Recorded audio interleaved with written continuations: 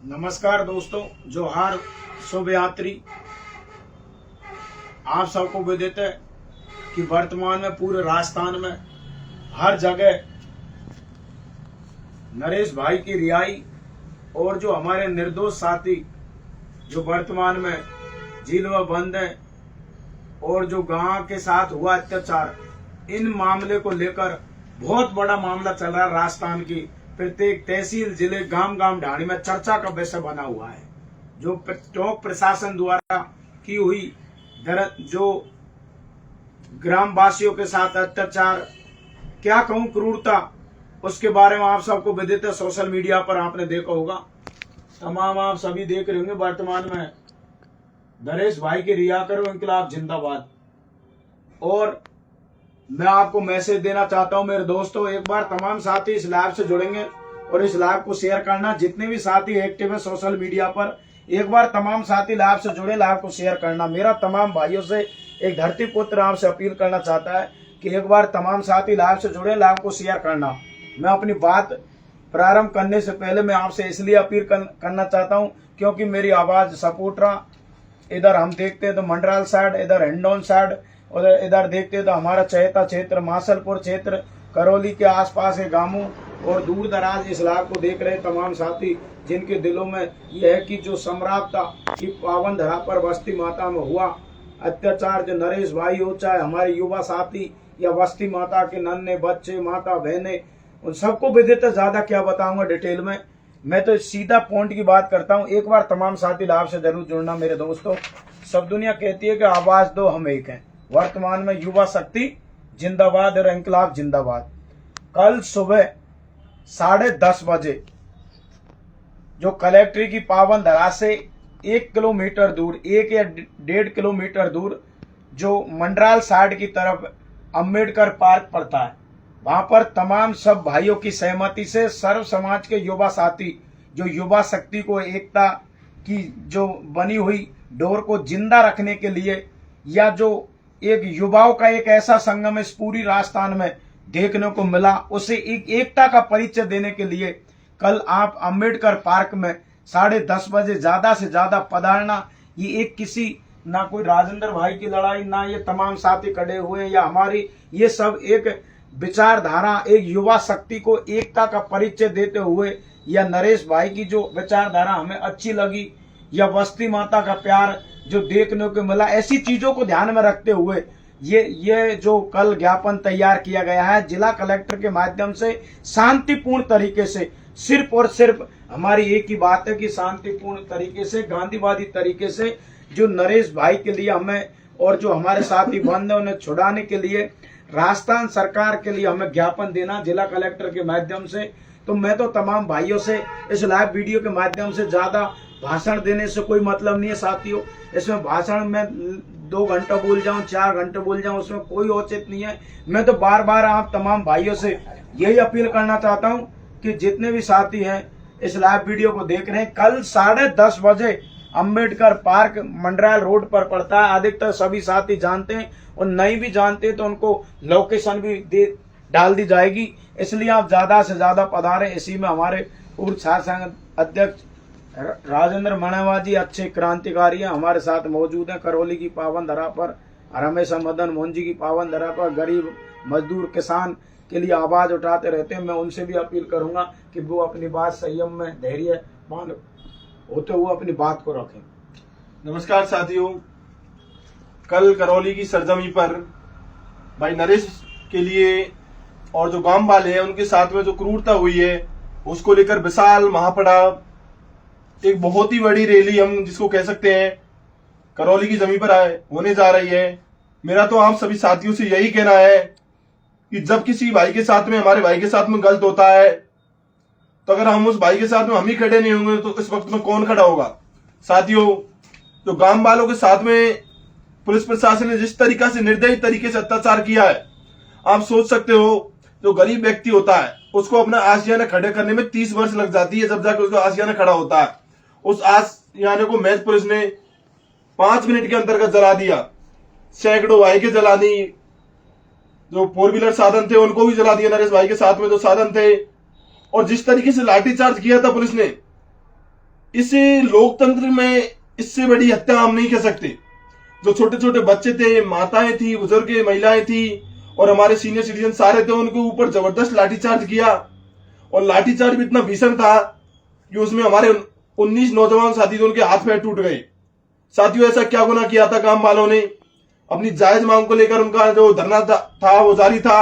उनकी सिर्फ एक ही मांग थी, कलेक्टर साहब यहाँ पर आ जाएं और हमारी मांग है उसको एक बार सुन ले। लेकिन कलेक्टर साहब ने अपनी हठधर्मिता के कारण वहां गांव नहीं पहुंचे और पुलिस प्रशासन को रात में भेजा। ऐसा क्या गुनाह किया था गांव वालों ने जो रात में आकर पुलिस प्रशासन ने उनके ऊपर लाठीचार्ज किया? और लाठीचार्ज भी इतना भीषण था कि उसकी स्थिति हम गांव वालों की स्थिति हम सब ने देखी है। महिलाओं के ऊपर जितना अत्याचार पुलिस ने किया था वो बहुत ही दयनीय स्थिति में है महिलाएं। और उसके बाद हमारे जो युवा साथी है उनके ऊपर एक तरफा कार्रवाई करके उनको जेल में डाल दिया गया है। मेरा तो सर्व समाज की युवा शक्ति से निवेदन है, साथियों, आज सम्राप्ता वाले भाइयों के साथ में घटना हुई है, ऐसा नहीं हो जाए, आने वाले समय में यही घटना हमारे साथ हो जाए। अगर आज हम इस क्रांति को एक अच्छे मुकाम तक नहीं पहुंचा पाए और हमारे भाइयों को रिहा नहीं करा पाए और जो दोषी है, चाहे वो एसडीएम हो, चाहे कलेक्टर हो, चाहे एसपी हो, उनके ऊपर कार्रवाई नहीं करा पाए तो हमारे जीने पर धिक्कार है। इसलिए ज्यादा से ज्यादा संख्या में सभी भाई कल मदन मोहन जी की पावन धरा पर करौली में अंबेडकर पार्क है, सुबह 10 बजे पहुंचे। साथियों, ये लड़ाई अकेले किसी व्यक्ति की नहीं है, ना नरेश मीणा की है, ना सम्राप्ते वाले भाइयों की है। ये लड़ाई है अन्याय के खिलाफ। ये लड़ाई है एक ऐसे प्रशासन के खिलाफ जो गरीब और बेबस और लाचारों के ऊपर अत्याचार करती है। अगर अभी नहीं जागे तो आने वाली पीढ़ियां क्या कहेंगी कि जब हमारी युवा पीढ़ी के साथ में, माता बहनों के साथ में अत्याचार हुआ था, हम कहां सो रहे थे? तो साथियों, आप सभी से विनती है, बहुत ही निंदनीय घटना है, इसका जितना विरोध किया जाए उतना कम है। हम कहने को तो भगत सिंह को अपना आदर्श मानते हैं, इंकलाब जिंदाबाद ये नारा है, उसको चरितार्थ करना है कल करौली की सरजमी पर। करौली की जमीन को इस तरीका से गुंजायमान कर देना है कि राजस्थान नहीं हिंदुस्तान की सरकार भी सोचने में पड़ जाए कि ऐसी क्या गलती कर दी जो राजस्थान में लाल क्रांति होने जा रही है। लाल क्रांति का मतलब समझते हो? सभी अत्याचार हद से बढ़ जाता है। क्रांति कब जन्म लेती है? अत्याचार हद से बढ़ जाता है, लेकिन यहां तो सारी हदें ही पार हो चुकी है। चुनाव में आपने देखा होगा जो प्रशासन था, सम्राप्ता वाले भाइयों ने चुनाव को पूर्णतः बहिष्कार किया था, उसके बावजूद जो एरिया मजिस्ट्रेट एफडीएम लग रहे थे वहां पर उन्होंने जबरदस्ती गांव वालों के जो 3 वोट थे वो डलवा दिए। तो आप सोच सकते हो आज ऐसा हुआ है। अगर इसके खिलाफ आवाज नहीं उठाई गई तो आने वाले समय में लोकतंत्र पूर्णतः खत्म हो जाएगा।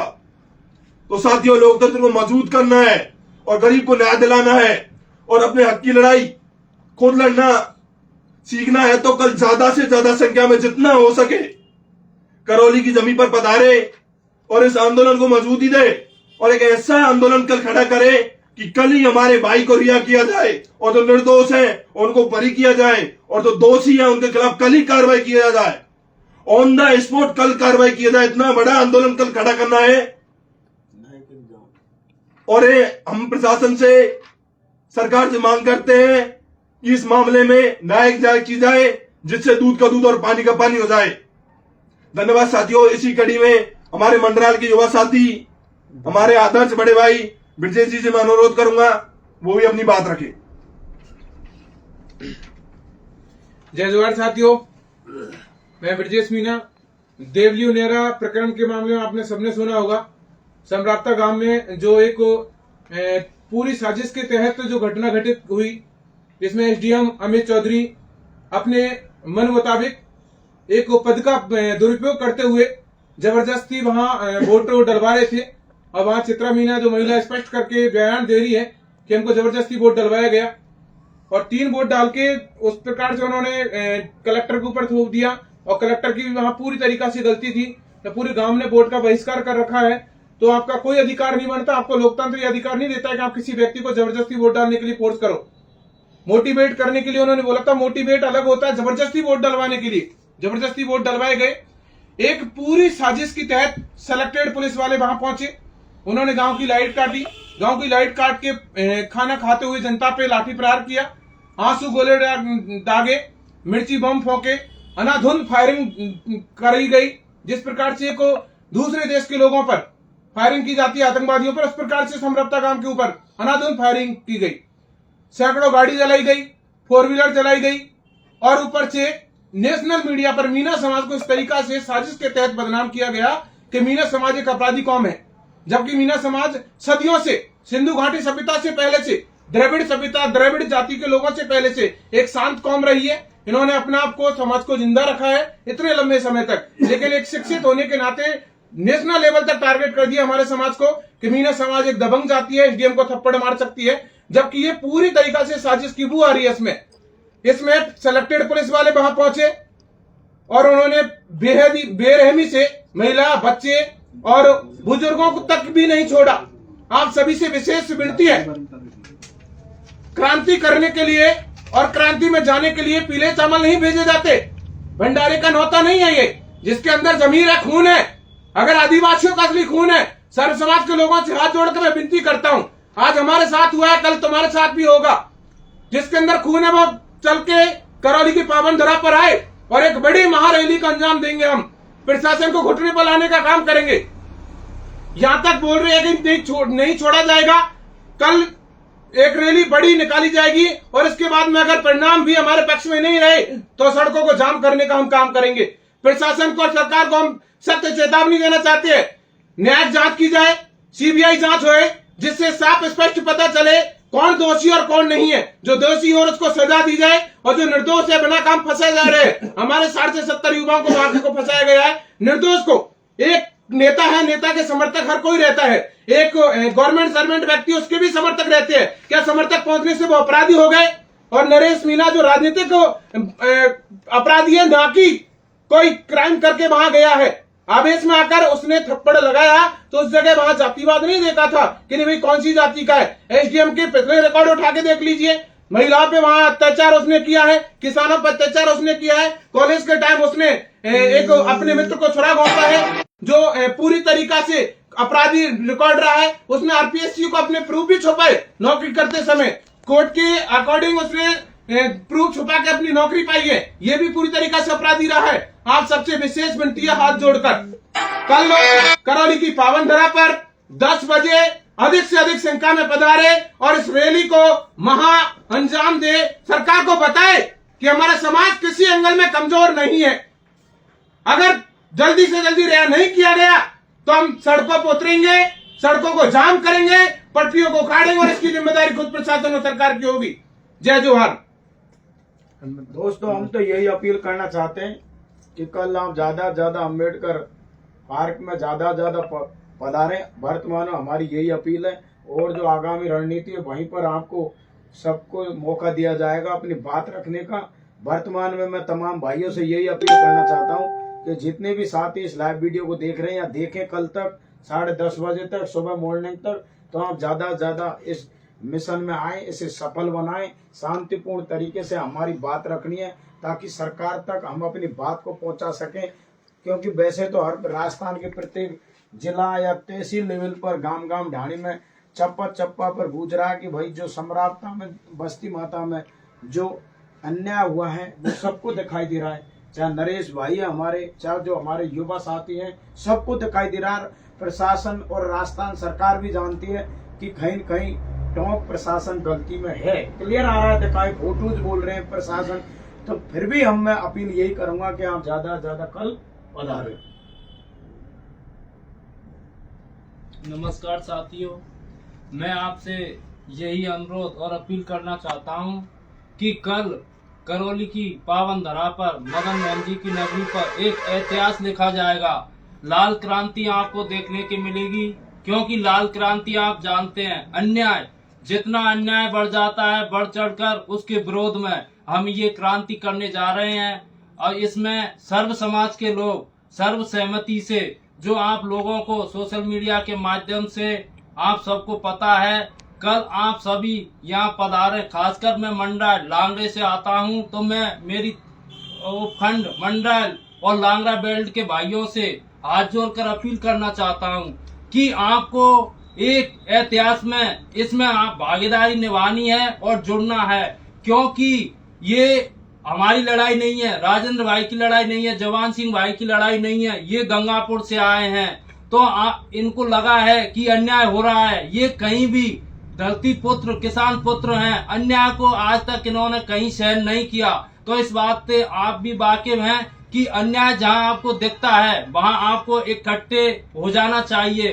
कहीं आपको बुलावे की जरूरत नहीं है, कोई शादी का प्रोग्राम नहीं है, कोई बड़ा भंडारा नहीं है। ये हमारे इज्जत की, मान सम्मान और अन्याय के विरोध हमें इकट्ठा होना है और स्वाभिमान की लड़ाई लड़नी है, क्योंकि आपने देखा है नरेश भाई हमेशा किसानों के हित में, गरीब मजदूरों के, सबके हित में खड़े मिलते हैं। आपको पता होगा देवली ओनियारा में जहां पर जो घटना घटी, वहां पर इस तरीके से बेरहमी से वहां के लोगों को, मजदूरों को, किसानों को जो वोट डालने के लिए इकट्ठे हुए, उनको इस तरीके से पीटा गया। हम सोच भी नहीं सकते, इस तरीके से जानवरों को भी नहीं पीटा जाता है।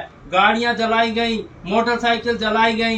इतना इसको एक क्रूरतावादी, हिटलरवादी आप कह सकते हैं, हिटलरवादा शासन चल रहा है। तो मैं इसके कड़ी निंदा करता हूं और नरेश भाई की रिहाई की भी मांग करता हूं। और दूध का दूध, पानी का पानी होना चाहिए, निष्पक्ष जांच होनी चाहिए। जो गलत है वो एसडीएम का आप पिछला भी रिकॉर्ड देख सकते हैं। हमारे आदरणीय हनुमान बेनीवाल जी ने भी एक बयान दिया था, उसमें बोला था बिल्कुल। तो एसडीएम बिल्कुल क्रूरता वाले हैं। उनकी एक वीडियो किसानों के प्रति भी वायरल हो रही है, आपने देखी होगी। उनको ये बोल रहा है कि मैं दोबारा पीटूंगा। अगर आप यहाँ कोई काम करने के लिए, करवाने के लिए आते हैं तो मैं दोबारा पीटूंगा। तो आप देख सकते हैं पिछला रिकॉर्ड, एक एमएलए, एमपी, सांसद रह चुका है। पूरी राजनीति दिल्ली से दिल्ली तक की सांसद हनुमान बेनीवाल जी ने भी एक बयान दिया है, आपने देखा होगा। उन्होंने भी स्पष्ट बोला है, अपने समाज का होते हुए जो व्यक्ति लीडर है, समाज का विरोध कर रहा है, तो कुछ ना कुछ गलती है एसडीएम में, तभी तो कह रहा है। तो हमारा कहने का मतलब ये है, नरेश मीणा पागल नहीं है जो उन्होंने थप्पड़ दे दिया। उसका बैकग्राउंड देखिए, थप्पड़ के बारे में सोचिए कि उन्होंने दिया तो क्यों दिया थप्पड़, उसका रीजन जानिए। अगर आप फर्जी काम होता है कहीं भी, तो हम बिल्कुल अन्याय का विरोध नहीं करेंगे, तो काम नहीं चलेगा। और मैं तो आप सभी से, पूरे करौली जिले वासियों से पुनः ये अपील करना चाहता हूँ, कल 10 बजे अम्बेडकर पार्क जो भट्टा के पास है, वहां से शांतिपूर्ण तरीके से, गांधीवादी नीति से हम सब भाइयों को, सर्व समाज के युवाओं को, खासकर यूथ, क्योंकि यूथ जिस तरीके से हमारा शरीर है, रीढ़ की हड्डी है, इस तरीके से यूथ इसमें हमारा काम करेगा। सभी लोगों से अपील करना चाहता हूं, कल प्राप्त 10 बजे अम्बेडकर पार्क जरूर पधारें और इस इंसानियत और न्याय की लड़ाई में अपनी भागीदारी निभाएं। धन्यवाद। राम राम साहब। इनकलाब जिंदाबाद, इनकलाब जिंदाबाद।